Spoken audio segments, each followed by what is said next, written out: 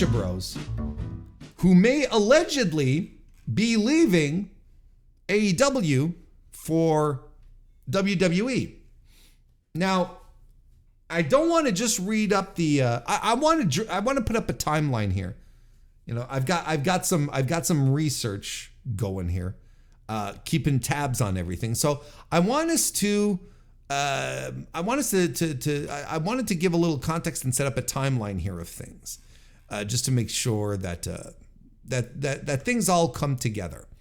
On June 6, 2024, I should say, the online Twitter account, as if there was an offline Twitter account. I don't know why I felt compelled to say online Twitter account. There's no such thing as an offline Twitter account.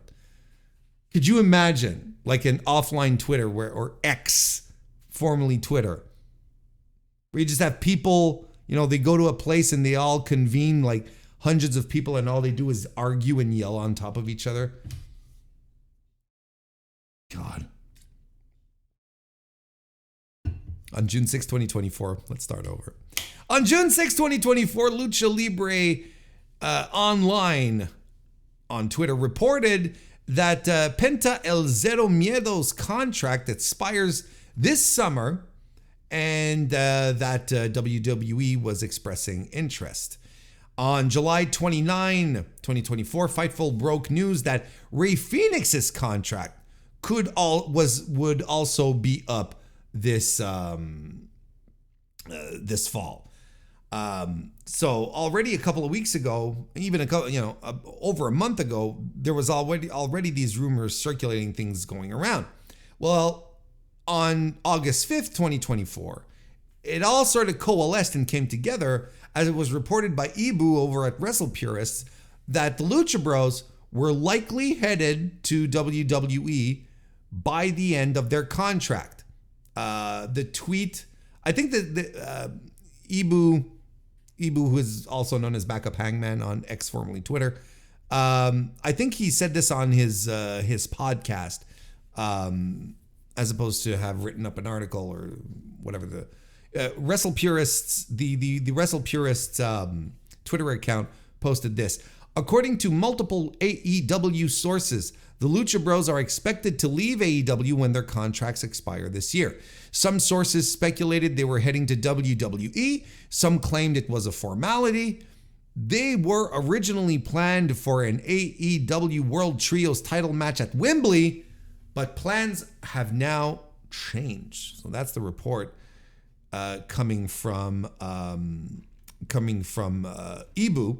And then later in the day, on the same day, Brian Alvarez of Figure 4 Online Observer, I don't even know how to refer to him. Do we do the Figure 4 Online thing with him now? Or is it all just Observer? Or is it Figure 4 Online the Observer? I don't know. Alvarez reported that it's the internal belief that AEW, within AEW, that both Penta and Rey Fénix would be leaving WWE once their contracts expire.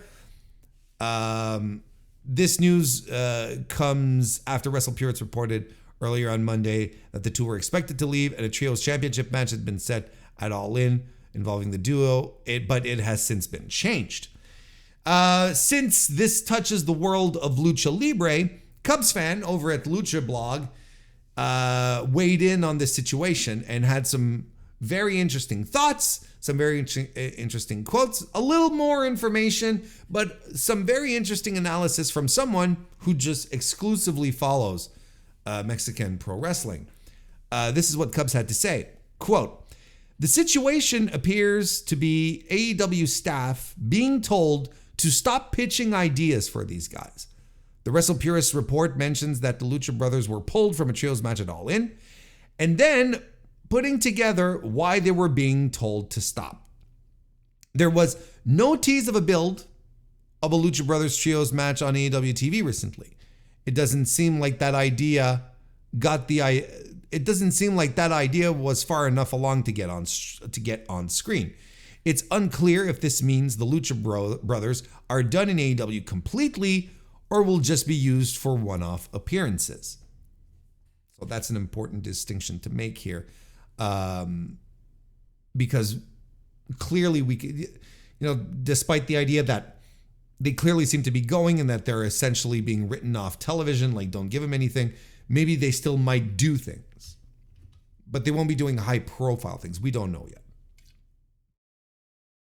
Lucha Blog also adds the following.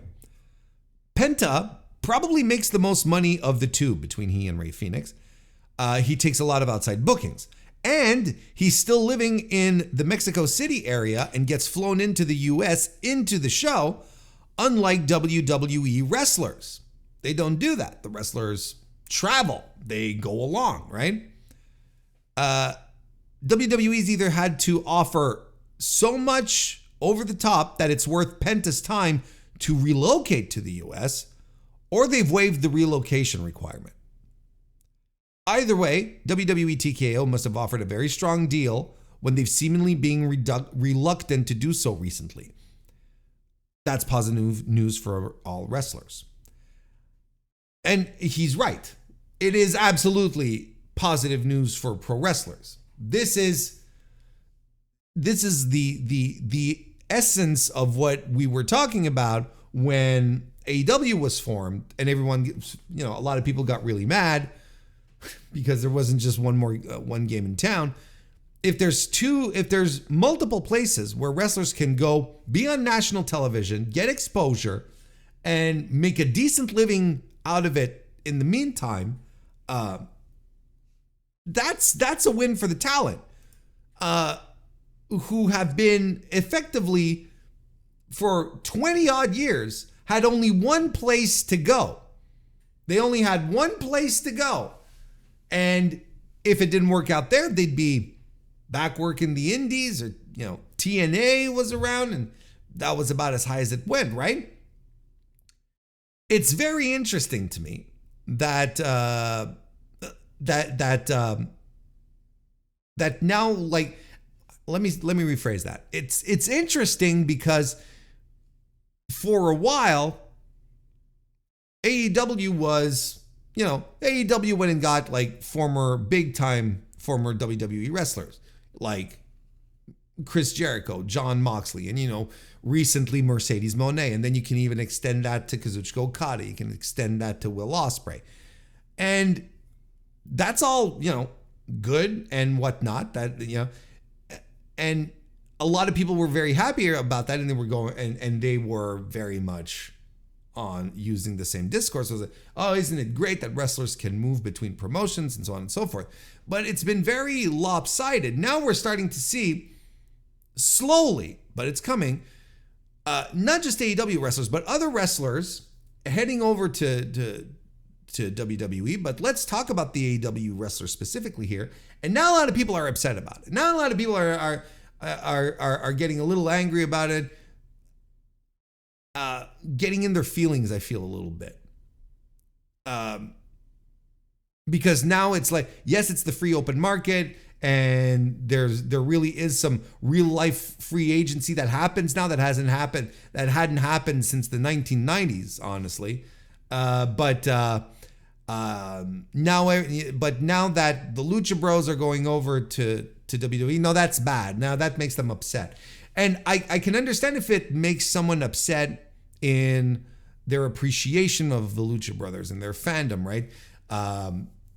I can absolutely get that. But ultimately, if you want to take a very objective way of seeing things, this is tremendous. This is great. Like, good for them. Good for them if they are going off to not only get the bag, but do something different. Let's be absolutely, completely honest with each other here. The Lucha Bros over the past couple of years have been doing jack in AEW. They have not been booked. And there's multiple reasons for that, but they have just creatively have been stagnating. They essentially hit a ceiling ever since we got done with the best of 7 series for the trios titles. It's been over. They have been doing nothing with those guys. And you're a professional wrestler. This is what you do for a living. You want to make money, and you're like, but I'd also like to do what I do. Well, why don't I go back? Why don't I go try it out in another place? Why don't I go to WWE and see what they'll do. Are they right in doing that or not? Well, look, time will tell, but we'll talk about that in a little bit. But the point being is that Tony wasn't using them. Now, is this a good or a bad thing? Everyone has their opinion on that. That's clearly up to you and me to decide. You want my opinion? Yeah, Tony Khan has been very poorly using the Lucha Bros. I think the Lucha Bros have constantly been an overact since the beginning of AEW, since the very onset of it. From the moment that these guys joined the company, they've been completely overact. And even despite their terrible booking on top of it all. So should Tony have booked them better? Yeah, sure. But let's also let's try and stay objective about this. How many times has Rey Fénix been injured? Or, whatever. How many times has he been out of action and for months on end? And Penta, well, God bless Penta. Like, no one has benefited more than from the Lucha Underground than Penta El Zero Miedo has. No one has done better than him, has benefited more than him. That transformed him into the eyes of North American fans.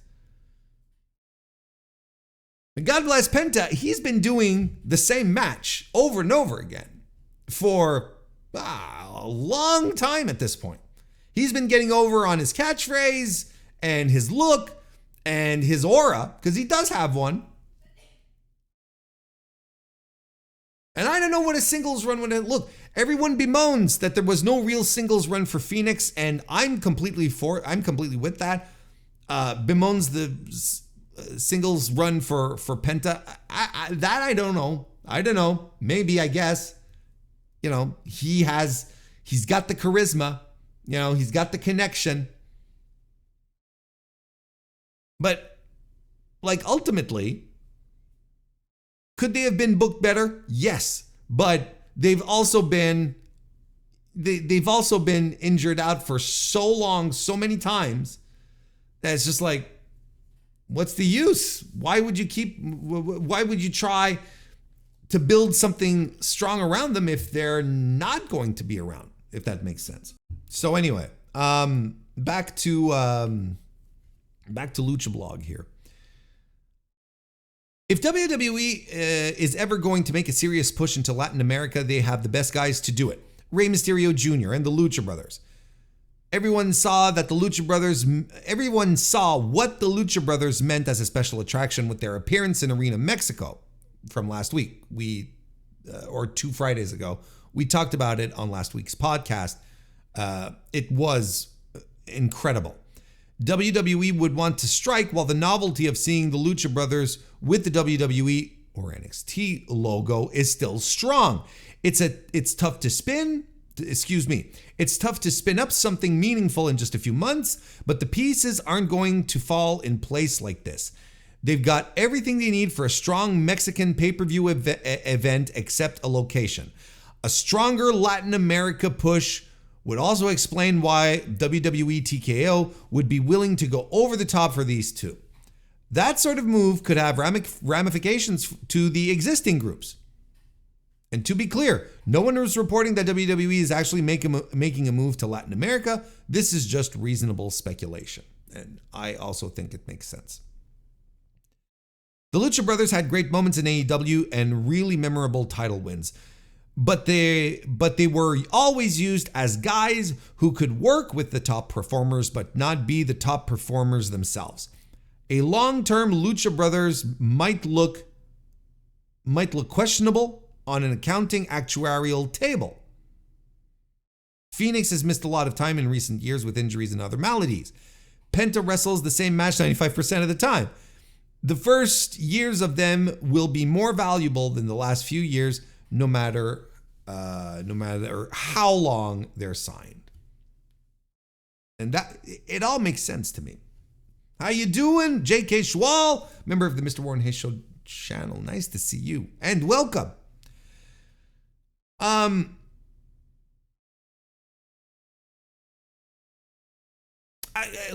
it all makes sense. And are they going to try and do something with all the Mexican guys that they have, with all the Latinos that they have lined up?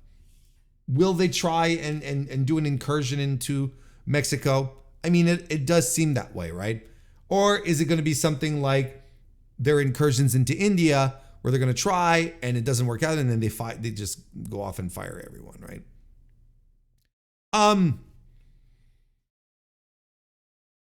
Look, I cannot but sit here and think that this is a great idea for the Lucha Bros to move on, to try something else. This is what having multiple promotions to circulate between is for. You get stale in one place and you move on to another. Maybe it's just because I'm old and I've seen so many people benefit from a change of scenery that I'm like, this is all fine, But since since the discourse online is filled with so many children who have never experienced anything else than one promotion existing, their minds are melting right now, and they're going to see this as a huge grab from AEW, right? Now, don't get me wrong, that is going to be an underlying theme, and it should be perceived as such. Two guys who were there from the start. These are day oneers in AEW, right? Who were part of this tremendous tag team division that AEW had been promoting, not only promoting, but promising that it was going to be the best tag team division in the world, that the tag teams could main event shows and all that. And I look at that now, and I think back at the original Lucha Brothers matches and so on and so forth, and I'm like, man, this AEW company now, and everyone has to come to grips with this, is not the AEW that existed 5 years ago. And we have to stop going, and myself included, we have to stop telling ourselves that, we can bring the past back, we can, restore the feeling to a certain degree. But that company that started off grassroots doing open air press conferences with Conrad Thompson emceeing them, and every surprises showing up and having these pay-per-views, and then John Moxley showing up out of nowhere. That company is done. It doesn't exist anymore. We have ourselves, contemporary AEW, which is, I kind of adhere to the what a lot of people call it, which is kind of like WWE with better wrestling. That's essentially what it is. So, and you can see this just in this move here, where we're sticking to the Acclaimed, and we are continuing to shove it down our throats and make sure that we understand that the Acclaimed are a big deal. Meanwhile, a legitimate great tag team and a force within the tag team division for a long time is, yes, okay, we will not be renewing the contract. Because if Tony Khan really wanted to hang on to them, I'm sure he could. I am absolutely sure he could. I've read about reputational damage to AEW. Like I said, it's not the same company. And the reputational damage, this is where it's going to come from. It's going to come from children online and the bad faithers who would find any reason to shit on AEW regardless. So it's not even, reasonable, mature, well-balanced, I'm the poster boy, adults are going to see this for what it is. And we're just gonna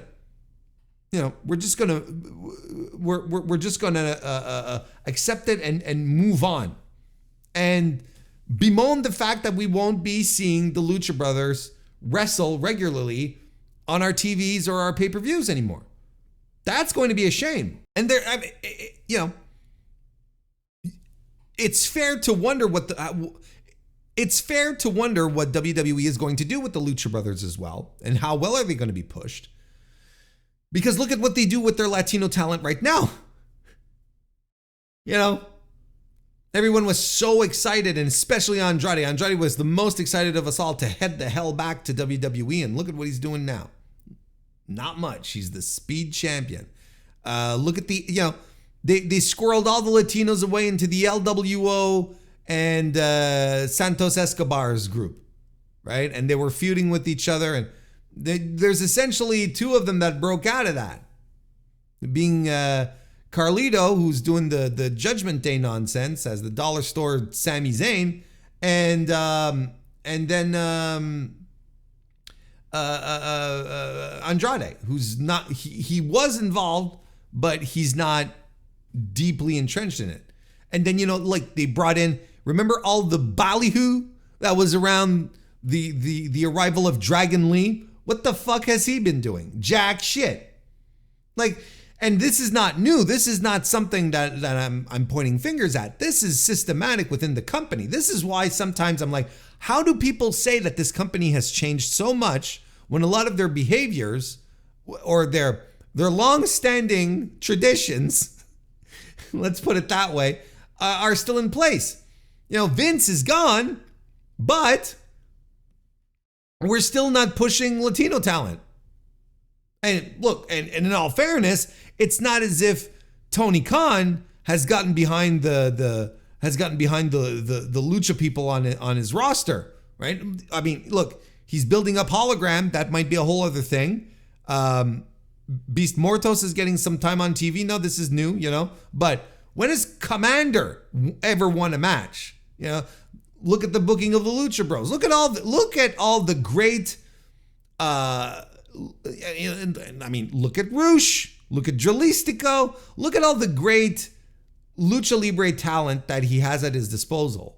And he's, they're basically just bodies. When they could be doing something special. And WWE could be doing the exact same thing.